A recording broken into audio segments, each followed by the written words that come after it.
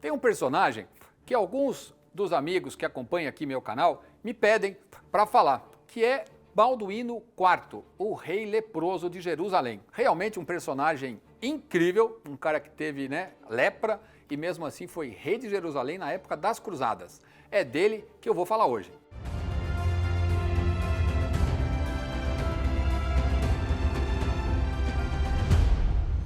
Para poder falar da história de Balduíno IV, que foi rei de Jerusalém, eu tenho que falar das Cruzadas. E, portanto, vou começar a história lá em 1080, mais ou menos. Mas, antes um comentário importante. Quantas milhares de vezes você já ouviu ou já leu dizendo que as cruzadas foram uma covardia contra os árabes e por causa desse absurdo feito pelos imperialistas europeus contra o povo árabe que vivia em paz naquela região, até hoje os árabes explodem aviões ocidentais porque eles têm essa mágoa. Tudo lorota que eu vou contar para vocês aqui hoje a história como realmente aconteceu. A região ali da Ásia Menor, a Anatólia e a costa ali, onde hoje é o Líbano e também Israel, durante séculos, milênios, foi grega. E depois, com a fundação de Constantinopla no século IV e o surgimento do Império Bizantino, essas cidades continuaram sendo de fala grega, dominadas pelo Império Bizantino durante milhares de anos. No século VII, Maomé unificou as tribos árabes. É importante lembrar que os árabes não existiam como nação. Eram cidades, eram vilas, eram famílias que viviam disputando entre si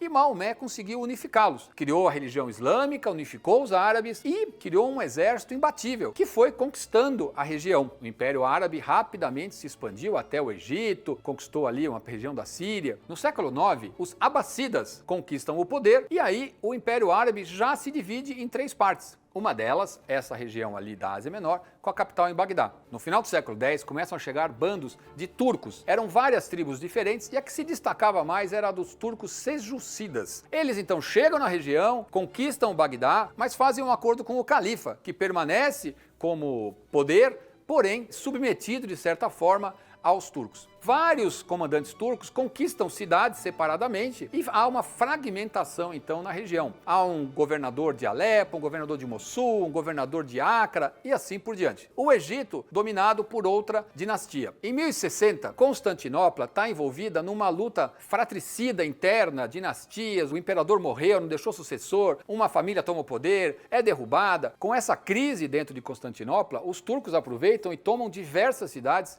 que historicamente pertenciam ao Império, como Antioquia e Nicéia, cidades importantes e cidades muito antigas. Jerusalém, que era propriedade dos persas, é tomada pela dinastia dos Fatimidas, que são árabes. Depois de muitas idas e contravindas, Aleixo torna-se imperador de Constantinopla. Ele era um guerreiro, um homem assim muito sério, muito asceta, e vai tentar reorganizar. Mas a situação dele é calamitosa. Afinal de contas, o exército bizantino tinha sido extremamente diminuído, tinha perdido rendas, tinha perdido a maior parte do seu território e, portanto, rendas e receitas importantes e está ameaçado por esses exércitos turcos que estão chegando cada vez mais perto. Ele então vira-se para o Ocidente e resolve pedir ajuda para o Papa. Agora a gente vai para a Europa.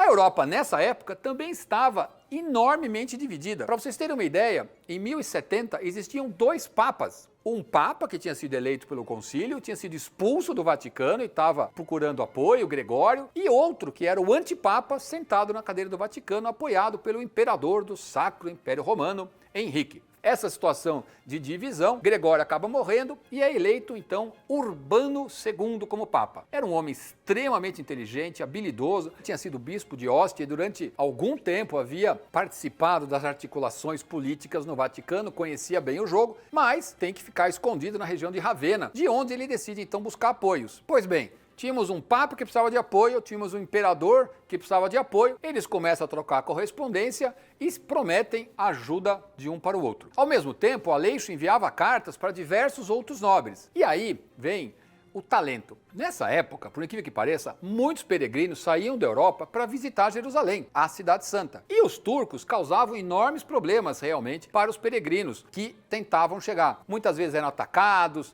exigiam dinheiro, quem não tinha dinheiro acabava sendo escravizado. E esses relatos passaram a ser contados de maneira muito constante, tanto por Urbano como por Aleixo. E isso foi criando na Europa, especialmente na França e na Alemanha, um sentimento de muita raiva, de muita revolta contra os infiéis, os sarracenos que lá viviam. Urbano aproveita esse clima e vai visitando uma série de nobres importantes para conseguir apoio para si e para a causa de proteger os peregrinos. Aleixo também reforça essas histórias, afinal de contas ele estava mais perto, histórias terríveis. Pois bem, em 1095, Urbano vai para a cidade de Clermont-Ferrand, cidade francesa, ali na área mais central. No dia 27 de novembro de 1095, uma enorme multidão de pessoas simples, de nobres, de prelados, se reúnem então em frente à igreja de Clermont. Urbano, que aliás era um homem alto, forte, ele aliás nem parecia muito padre, parecia um guerreiro, sai e faz um discurso dizendo que era um absurdo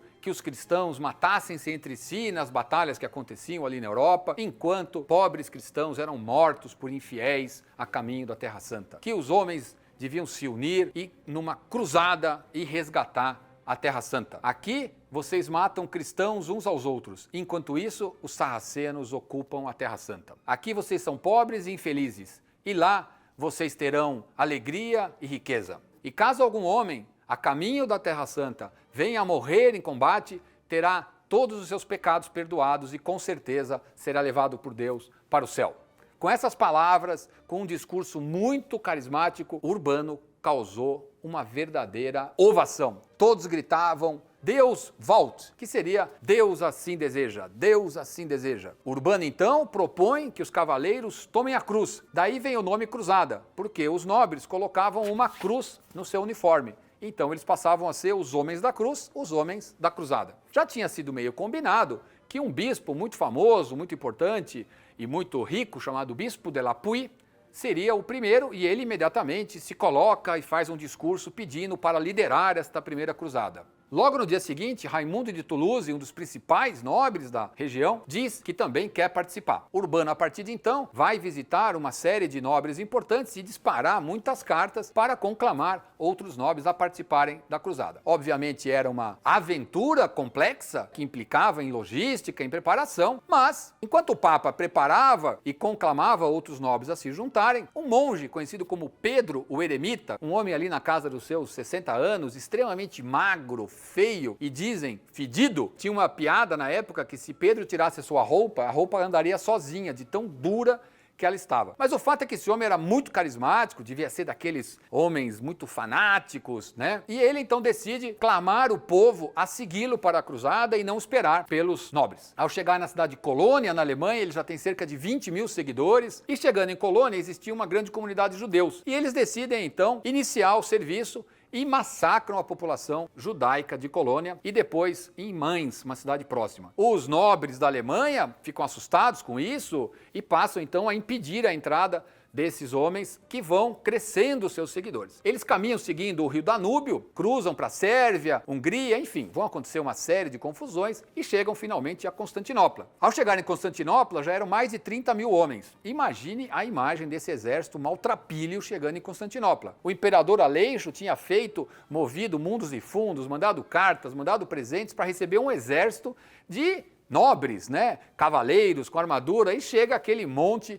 de gente maltrapilha que começam a causar sérios problemas nos subúrbios de Constantinopla. Aleixo então trata de embarcá-los e cruzar o Bósforo, aonde ele havia do outro lado, na Anatólia, construído um acampamento para essas pessoas. O imperador avisa que os turcos sabem lutar muito bem e que eles esperem a chegada dos exércitos. Um dos discípulos de Pedro, de origem alemã, decide que não está a fim de esperar porque eles são muitos, reúne então os seguidores também de origem alemã e partem na direção da Síria, aonde cercam um pequeno castelo, tomam o castelo, massacram a população e lá se aboletam. Vem um exército turco, cerca a cidade e em menos de 2 dias, evidentemente, muito mais preparados, armados, invadem a cidade e cerca de 6 mil cristãos são mortos nesta revanche. Os poucos sobreviventes foram vendidos como escravos. Na sequência, esses turcos vão até o acampamento e novamente acontece outro enorme massacre. Cerca de 1000 cristãos fogem em disparada, conseguem cruzar o Helesponto e voltam para Constantinopla. Aleixo os recebe, mas para evitar problemas, tira todas as armas dessa população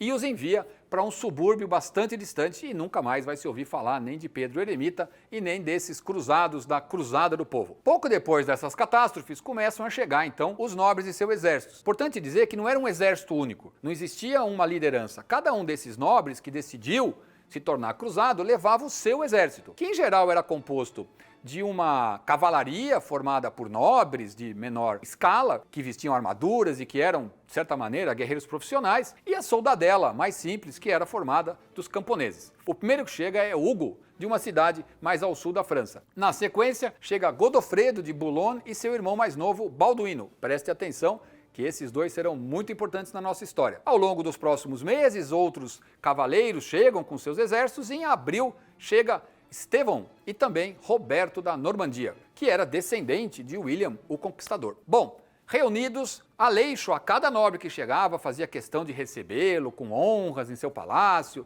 tratar bem os cruzados, que claro, aquele monte de gente começa a criar ali uma certa tensão. Ele então oferece navios, eles cruzam o Bósforo e vão para um acampamento montado por Aleixo com muito cuidado para os cruzados. Ao chegar lá, eles ficam espantados, porque havia um verdadeiro mercado à disposição deles, com venda de azeite, de vinho, de comida. E mais importante, para evitar que esses comerciantes abusassem, Aleixo havia estabelecido preços fixos, o que garantia que os soldados pudessem adquirir o que eles precisavam. Impressionante a organização para uma quantidade tão grande de homens, tudo estruturado para que os cruzados pudessem lá se preparar. Em maio de 97, os cruzados então saem do acampamento com destino a Niceia, uma cidade muito importante. O Concílio de Niceia, que aconteceu no início do século IV, foi fundamental para unificar as diferentes visões do cristianismo comandado pelo imperador Constantino. Era uma cidade muito importante do império que havia sido tomada pelos turcos poucos anos antes. Era uma cidade com muralhas muito bem protegidas. Os cruzados chegam em maio a Niceia, cercam a cidade, mas a população está tranquila, achando que aqueles homens jamais conseguirão ultrapassar suas muralhas. Durante alguns meses vão ficar nessa situação, os cruzados tentando atacar, os moradores locais jogando piche, flechas, alguns cruzados vão morrendo, até que Raimundo de Toulouse, especialista em guerras de cerco, supervisiona a criação de uma, vamos chamar de uma engenhoca, uma espécie de uma torre circular coberta com um couro muito grosso, que era levada até as muralhas e dentro dela ficavam homens que iam solapando as muralhas. O couro servia para proteger os homens dentro das flechas e de outras armas de defesa. Raimundo monta essa geringonça, então, essa arma de assalto, eles conseguem levar até as paredes e eles vão solapando até que uma das muralhas começa a fraquejar. A muralha não chega a cair, mas a população entra em pânico. Aleixo, inteligente que era, manda seu primeiro-ministro, Manuel, discretamente até Niceia, e ele diz para os moradores que se eles se rendessem a Aleixo e admitissem que ele voltasse a comandar a cidade, ele protegeria os moradores da sanha dos francos que lá fora estavam. A população e os líderes da cidade aceitam, e no dia seguinte, então, Aleixo informa aos francos que havia feito esse acordo. Os francos ficam indignados, porque, claro, estavam com ânsia de tomar a cidade é passada para o poder bizantino e os turcos podiam sair da cidade sem ser incomodados pelos soldados que estavam lá fora. Mesmo não tendo havido o ataque final à cidade de Niceia, a notícia causou comoção em todos os lados. No lado turco e árabe, há informação de que um exército imenso havia tomado uma cidade considerada inexpugnável. No ocidente, a felicidade e a certeza de que a cruzada estava abençoada por Deus e teria muito sucesso. E em Constantinopla, a felicidade por ter retomado uma cidade tão importante sem gastar a vida de um único soldado bizantino. Bom, o exército cruzado, então, parte em direção a Antioquia, outra cidade importante. Depois de muita caminhada, eles chegam a Antioquia. Essa ainda maior que Niceia. Antioquia tinha uma posição estratégica realmente muito favorecida. Dois lados da cidade eram protegidos por montanhas. Um outro lado tinha um rio, o rio Orontes. Portanto, somente um dos lados, teoricamente, podia ser atacada.